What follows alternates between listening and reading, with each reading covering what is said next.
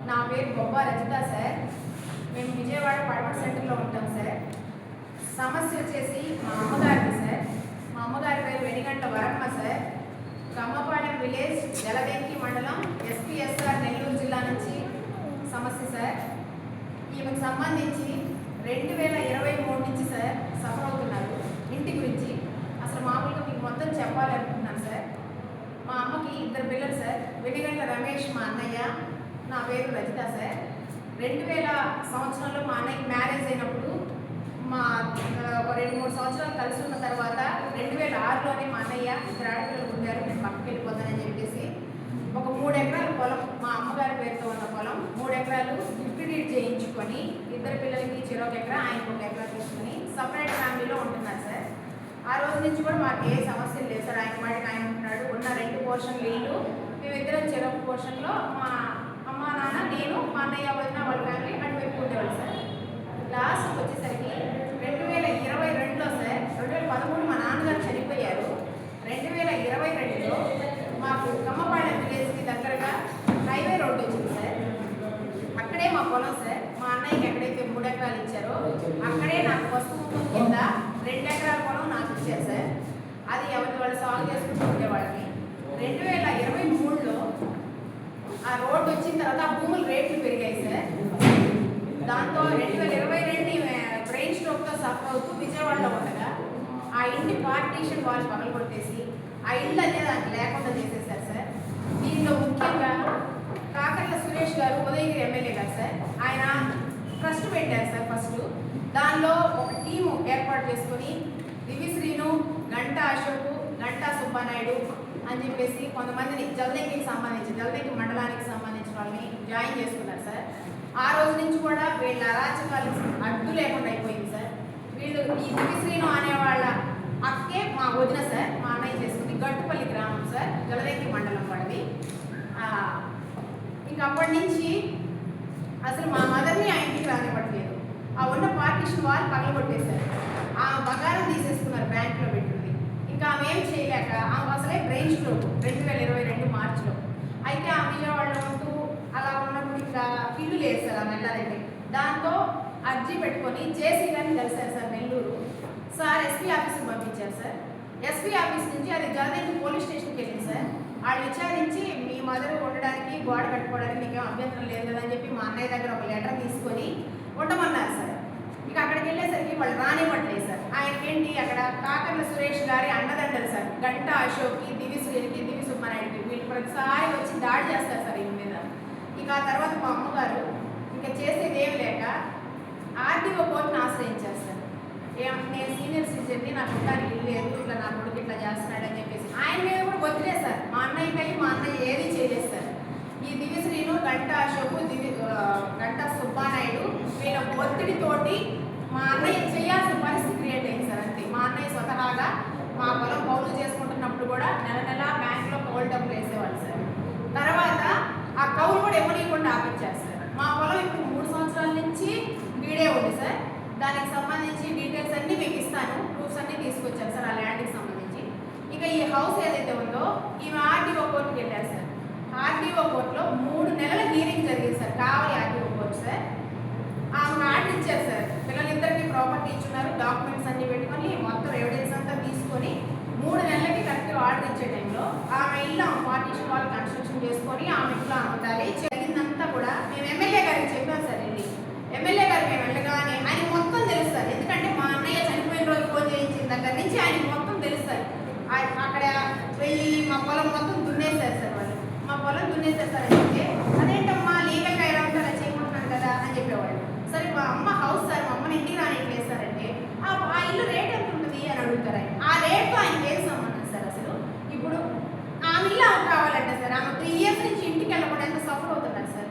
తర్వాత మా పొలం దున్నేస్తారు సార్ నవంబర్లో. వీళ్ళే సార్ ఈ పర్సన్స్ నేను చెప్పాను కదా, గంటా అశోక్, దివిశ్రీను, గంటా సుబ్బనాయుడు దగ్గరుండి మా పొలం 4 ఎకరాలు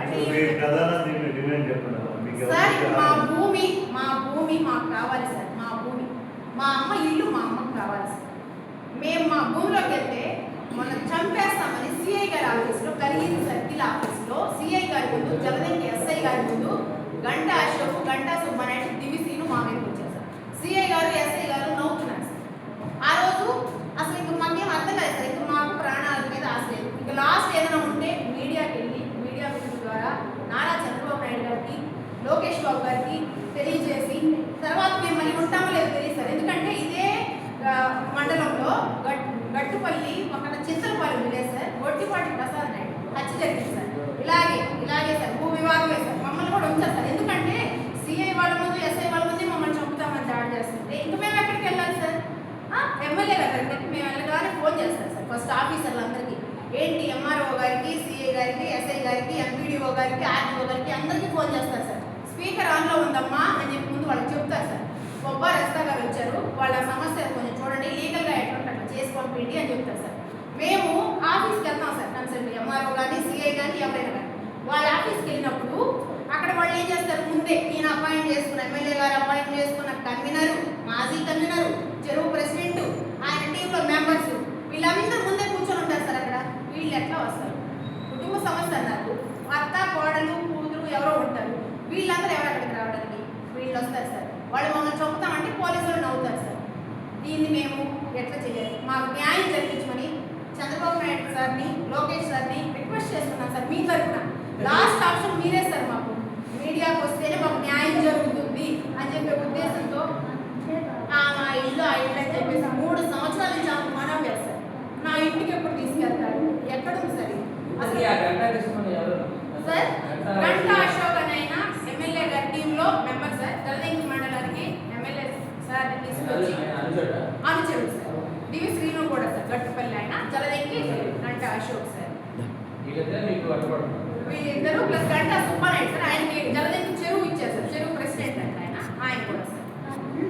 మాకు దూర బంధువులు అని చెప్పేసి మాట్లాడతారు. మాకు అసలు వాళ్ళకి మాకు బంధుత్వం లేదు సార్. మేము వెలిగంట వాళ్ళని, వాళ్ళు గంట వాళ్ళు సార్. జలదంకి మండలం sir, Kammapalem village sir. Police స్టేషన్కి 1/2 కిలోమీటర్ డిస్టెన్స్లో మా ఊరు సార్. ఎదురు కనపడుతుంది. Jaladanki SPSR Nellore SPSR Nellore sir.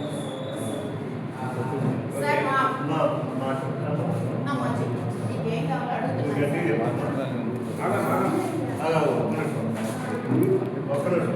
నెల ఇవ్వాలి అని చెప్పి ఆర్డర్ అయితే జారీ చేస్తారు సార్. ఆర్డర్ ఇచ్చిన తర్వాత 2.5 నెలలకి మా అన్నయ్యకి వాళ్ళ ఒత్తిడి ఎక్కువైపోయి ఆయన బ్రెయిన్ స్ట్రోక్ వచ్చింది సార్.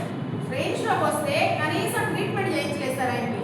అదే బ్రెయిన్ స్ట్రోక్ మా మదర్కి వస్తే 6 అవర్స్లో మేము ఇంజెక్షన్ చేసి ఆమెకి ఆ కాలు చెయ్యి సెట్ అయ్యేలాగా ట్రీట్మెంట్ అందించాం సార్. ఆమె సెట్ అయ్యారు సార్.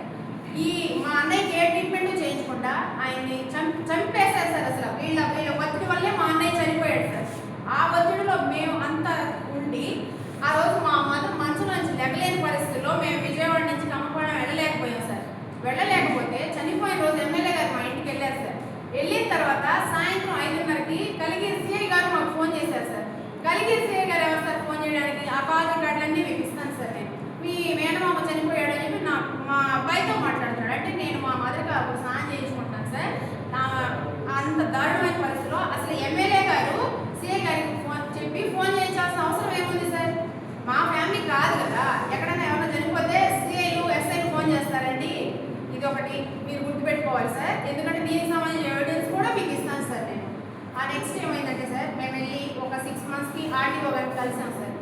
ఇట్లా మా అబ్బాయి చనిపోయాడండి, నా ఇల్లు నా వాకి నాకు ఏదైనా చూడండి సార్ అంటే, వెళ్ళమ్మా తహసీల్దార్ జల్దీ గారికి అప్పగించాను విషయము, తహసీల్దార్ దగ్గరికి మీరు వెళ్ళండి అన్నారు సార్. నేను మా మదర్ తీసుకొని తహసీల్దార్ ఆఫీస్కి వెళ్ళాను. మేడం బీసీలో ఉన్న కాన్ఫరెన్స్ మీటింగ్లో ఉన్నారు సార్.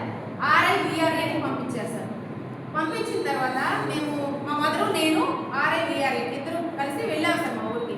వెళ్ళేసరికి ఈ దివిశ్రీను, గంటా అశోకు, గంటా సుబ్బనాయుడు, దివిశ్రీను వాళ్ళ ఫాదరు, ఇక ఎటువంటి సంబంధం లేని వ్యక్తులు మొత్తం 11 మంది సార్ ఈ మీద దాడి చేశారు. దాడి చేస్తే నేను వెంటనే ఆమె ఆటోలో తీసుకొని వచ్చి ఎంఆర్ఓ ఆఫీస్ దగ్గర ఎంఆర్ఓ గారికి చెప్తే అక్కడ కూడా వచ్చారు సార్, జల్దీకి ఎంఆర్ఓ ఆఫీస్ దగ్గరికి. అక్కడ వచ్చి ఏమి చంపేస్తామని కూర్చున్నారు సార్. మేము 112 ఫోన్ చేసుకొని ప్రొటెక్షన్ తీసుకొని అక్కడ బస్సు ఎక్కేసి కావలికి వచ్చి విజయవాడ తీసుకొచ్చారు సార్ మా మదర్ని. ఈ లోపే అక్కడ మా అమ్మ మీద కానిస్టేబుల్ ఎదురుగానే గంటా సుబ్బనాయుడు తల మీద కొట్టేశాడు సార్. మేము పోలీస్ స్టేషన్కి వెళ్ళి కంప్లైంట్ ఇచ్చే పరిస్థితి కూడా లేదు sir. Next day India post నుంచి మేము కంప్లైంట్ ఇచ్చాం సార్. కంప్లైంట్ ఇస్తే మేడము 2 నెలలకు ఎఫ్ఐఆర్ చేశారు సార్. అది కూడా 1100 మేము పెడితే ఎండార్స్మెంట్ ఏమీ లేదని చెప్పేసి, అసలు ఏమీ జరగలేదు, అక్కడ వాదులాడుకున్నాను అని చెప్పి ఎండార్స్మెంట్ రాశారు సార్. సరేలే ఆన్లైన్ కాదు అని చెప్పేసి మళ్ళీ మేము కలెక్టర్ గారిని కలిసాం సార్, నెల్లూరు కలెక్టర్ గారిని. అక్కడికి వెళ్ళిన తర్వాత ఆర్జీ క్లోజ్ చేశారు సార్ మేడం, ఏం జరగలేదని. మళ్ళీ రీఓపెన్ చేశాం సార్. అప్పుడు కలిగిరి సర్కిల్ ఆఫీస్కి వెళ్ళేది సార్. అక్కడికి వెళ్ళిన తర్వాత నవంబర్ 24వ తారీఖు సార్, ఆ రోజు ఎఫ్ఐఆర్ 11 మంది మీద ఫైల్ అయింది సార్. సో రిపోర్ట్ ఇచ్చిన తర్వాత ఎఫ్ఐఆర్ ఫైల్ అవడానికి 2 నెలలు పడుతుందా సార్? ఎవరు ఏ ఇన్ఫ్లుయెన్స్ లేకపోతే 2 నెలలు ఎందుకు టైం తీసుకుంటారు సార్? ఇది ఒకటి నేను మీ మీడియా తరఫున అడుగుతున్నాను సార్. బ్యాంక్ లోన్లు అన్నీ ఉన్నాయి సార్, అంతా రిజిస్టర్ ప్రాపర్టీ. కానీ ఈ రోజు కూడా మా పొలంలో మేము అడుగు పెట్టలేదు సార్. మా అన్నయ్య ఉన్నన్ని రోజులు మేము దున్నడానికి ట్రై చేస్తే ఆ డాక్టర్లకు అడ్డుపడ్డాడే కానీ ఆయన అయితే దున్నుకోలేదు సార్. మా అన్నయ్య చనిపోయాడు మార్చిలో, నవంబర్లో మా పొలం మొత్తం దున్నేశారు సార్. ఈ గంటా అశోక్, దివిశ్రీను. అన్నయ్య గారు మిస్సెస్ పిల్లలు ఎవరు లేరు? ఉన్నారు సార్. మిస్సెస్ లక్ష్మీకాంతమ్మ, పిల్లలు ఇద్దరు సార్. ఇద్దరు బీటెక్ అయిపోయి జాబులు చేసుకుంటున్నారు సార్. Marriage office sir. నాకు రికార్డెడ్గా ఉంది సార్. మొత్తం 2 ఎకరాల 92 సెంట్లు నాకు ఇచ్చారు, 3 ఎకరాలు అన్నయ్య వాళ్ళకి ఇచ్చారు సార్. పసుపు కుంకుమ కింద నాకు ఇచ్చారు సార్. అన్ని క్లియర్ డాక్యుమెంట్స్ మీకు అందరికీ ఇస్తాను. మీది బాగానే ఉంది మేడం, అది కూడా 3+2 అన్ని. ఈ పొలం కూడా మేము వెళ్ళే పరిస్థితి లేదు సార్. మొత్తం వాళ్ళ ఆధీనంలో ఉంది, వాళ్ళు దున్నుకున్నారు. ఆ హత్య జరగకపోతే నాటుకునేవాడు సార్. ఆ హత్యలో వీళ్ళు ఉన్నారు సార్. వీళ్ళ మీద SC ST కేసులు ఉన్నాయి. ఆ మామిడి తోటలో వెళ్ళి వీళ్ళు మామిడికాయలు చంపుకున్నారంట. వీళ్ళ మీద కేసులు అయితే ఉన్నాయి సార్. ఇప్పుడు కూడా స్టేషన్కి వెళ్ళి సంతకాలు పెట్టొస్తున్నారు సార్. రీసెంట్గా కూడా వీళ్ళు అట్లా ముద్దాయి కనుక మళ్ళీ ఇక్కడ దున్నితే మళ్ళీ ఇష్యూ అవుతుందని చెప్పేసి సైలెంట్ అయ్యారు సార్. మా పొలం అయితే దున్నేశారు, 4 రోజు రెడీ చేశారు సార్. అయితే ఇక నాటడానికి ఆగింది ఎందుకంటే గొట్టిపాటి ప్రసాద్ నాయుడు హత్య, అదొకటి ఆగింది. లేదంటే ఇప్పటి మా పొలం సాగు చేసుకుంటూ ఉండేవాడు. ఇప్పుడైతే ఫీడ్ ఉంది సార్. పోలీసులు అన్నారు కదా, మీరు ఎస్పీ గారు కలిసారు. కలిసారు సార్. ఎస్పీ